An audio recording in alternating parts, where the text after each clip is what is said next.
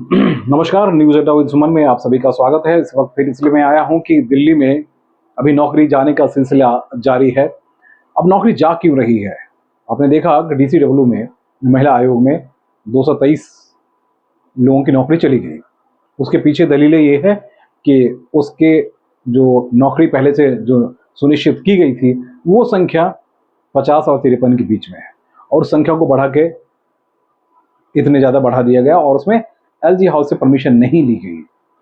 देखिए, आज जो डिस्कशन मैं करना चाह रहा हूँ, मैं बताना चाह रहा हूँ कि इस एलजी और सीएम की लड़ाई में हजारों की संख्या में कर्मचारी बर्बाद हो चुके हैं।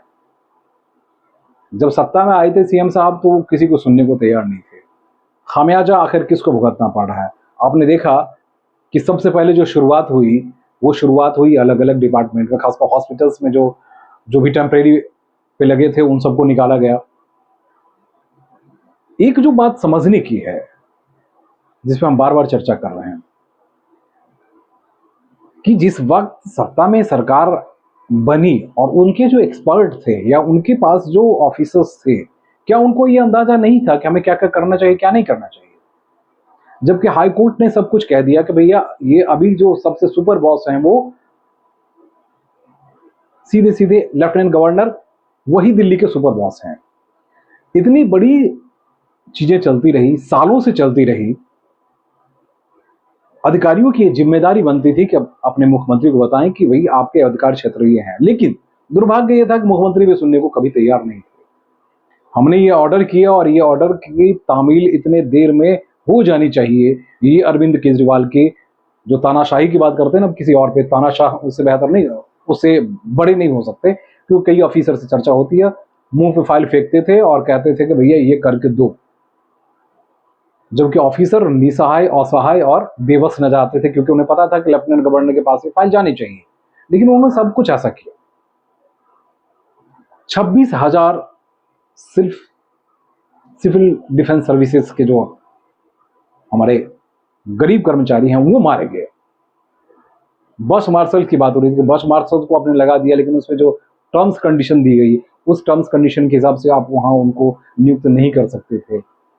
कोई disaster management DM, disaster management में नियुक्त करने की बात हुई थी, उनको केजरीवाल की सेना बना दी गई है। भाई करना क्या था? करना तो यही था कि भाई उसमें जो चीजें आपने की उसको वहां अप्रूवल, क्योंकि बीच में तो एलजी और बैदल साहब और अरविंद केजरीवाल और उस वक्त के सीएस, इन तीनों की तिकड़ी हुआ करती थी, और बहुत बारीकी से नहीं बल्कि इतने संबंध प्रगाढ़ रहे कि क्या क्या नहीं हुआ। वो शराब, तथाकथित शराब घोटाले हैं, डीटीसी बस के मामले हैं, जो भी मामले चले हैं सभी की जांच अगर अभी हो रही है तो उन दौरान ही सब कुछ हुआ। इस तरह के जो अपॉइंटमेंट्स में गड़बड़ियां रही, उसके पीछे अधिकारी भी जिम्मेदार है या सिर्फ केजरीवाल जिम्मेदार है? देखिए, केजरीवाल मुख्यमंत्री रहे और उन्हें लगा कि जो मैं कह रहा हूं उसे आपको सुनना ही पड़ेगा, उसे करना ही पड़ेगा। कई ऑफिसर से चर्चा होती है जो सीधे सीधे फाइल उठा के फेंकते थे और कहते थे ये करके लाओ। ऑफिसर उनको बताते थे कि सर ऐसा नहीं हो सकता, इसमें थोड़ी सी गड़बड़ियां हैं और या इसको हम इस तरीके से कर सकते हैं, लेकिन वो सुनने को तैयार नहीं होता, नहीं कि इसको करके ही लाना है। वहीं दूसरे ध्रुव वाले, मैंने दूसरे जो उनके क्लोज अपने आप को समर्पित ऑफिसर मानते थे, वो कहते थे नहीं ऐसा हो जाएगा और आपके पास ये पावर है। अरविंद केजरीवाल को बरगलाने की वजह से आज हजारों लोगों की नौकरी चली गई। ऑफिसर्स ने ही बरगलाया, नेताओं ने चमचागिरी की। अगर सही सही जानकारी दी होती तो आज इतने लोगों की नौकरी नहीं जाती। आज लेफ्टिनेंट गवर्नर इस नाम पे नौकरी से हटा रहे हैं कि भैया आपने यहां अप्रूवल नहीं दी, आपके अधिकार क्षेत्र में ये सब चीजें नहीं थी, सर्विसेज जो है वो लेफ्टिनेंट गवर्नर का मामला है। तो तब के ऑफिसर 8 साल से कर क्या रहे थे? घुइयां तो छील नहीं रहे थे ना भाई साहब। 8 साल में यमुना का पानी बहुत बह गया। आज निराश, परेशान, हताश कोई अगर है तो ये जिनकी नौकरी चली गई है आज वो हैं। फिर 223 लोगों की नौकरी चली गई है। उस दिन दिख रहे थे रोते बिलखते परेशान दिख रहे थे। किसी का नौकरी जाना इस वक्त अब सोच सकते हैं कितनी परेशानी हो सकती है। हाँ, केजरीवाल साहब ने अपने महकमे, अलग अलग महकमे में लाखों रुपए की नियुक्ति, लाखों रुपए पे किसी की नियुक्ति की थी, वो मामला अलग था। उसमें तो आप जानते हैं कि सुप्रीम कोर्ट तक गए और वहां भी राहत नहीं मिली। दुर्भाग्य की बात क्या है, यही मैं आपको बताना चाह रहा हूं कि देखिए, गड़बड़ियां हुई लेकिन कानूनी पहलू को टच नहीं की गई, नतीजा आम जन को ही भुगतना पड़ा ना। अदरवाइज सुप्रीम कोर्ट है, कोर्ट है, वहां से आपको राहत मिल सकती थी। आज कहीं से कोई राहत मिलने की, सारे दरवाजे बंद हैं, इसलिए कि कानूनी पहलू पे उस वक्त फोकस नहीं किया गया। सत्ता में मतांध कि मैं जो कह रहा हूं, मैं जैसा कह रहा हूं वो कर दो, इसको यहां रखो, इसको यहां कर दो, यहां ऐसे कर दो, हमारे पास कानून है, हमारे पास हम हैं, हम जो चाहे वही कर लें। आज खामियाजा हमारे 26,000 सिविल डिफेंस वाले हैं, हजारों कर्मचारी डीटीसी वाले हैं, हजारों कर्मचारी हेल्थ डिपार्टमेंट में थे, कई एजेंसीज काम कर रही थी, यहाँ सारी एजेंसीज हट गई। हाहाकार चारों तरफ मचा हुआ है दिल्ली सरकार में। दोनों एलजी और लेफ्टिनेंट गवर्नर के बीच में लड़ाई चरम पे है। नतीजा आप देख ही रहे हैं, सीएम और डिप्टी सीएम दोनों जेल में है। आज दिल्ली अनाथ है, हमारे मुख्यमंत्री रिजाइन करने को तैयार नहीं है, क्योंकि उनको भी सत्ता का मोह है कि सत्ता में हमें हैं तो मुख्यमंत्री हैं। आप मुख्यमंत्री नहीं रहेंगे, कल को आप प्रधानमंत्री को, तो मुख्यमंत्री का पद तो छोड़ना पड़ेगा आपको। तो अगर स्वार्थी नहीं होते तो आज ये हालत नहीं होती।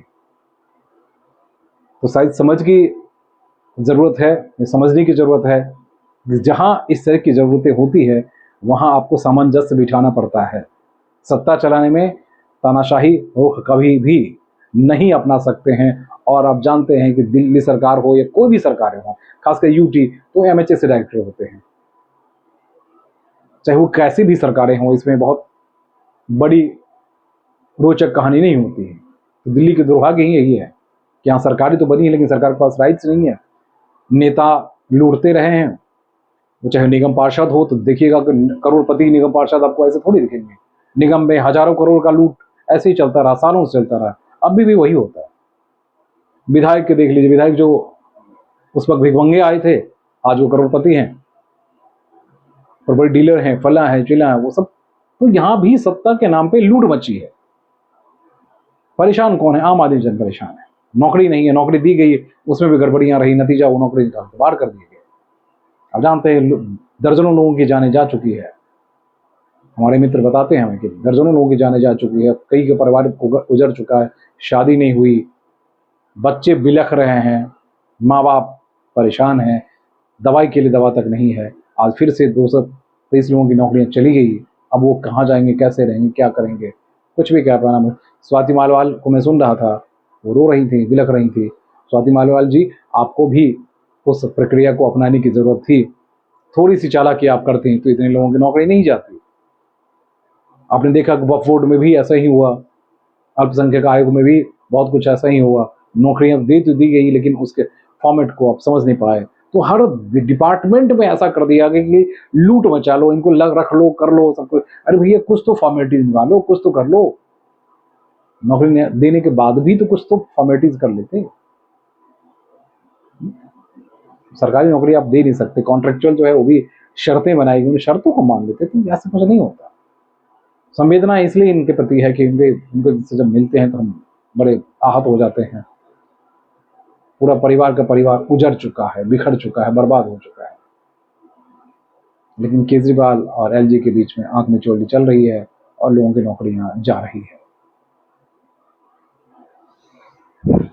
लाइक कीजिएगा, सब्सक्राइब कीजिएगा और शेयर भी कीजिएगा। नमस्कार।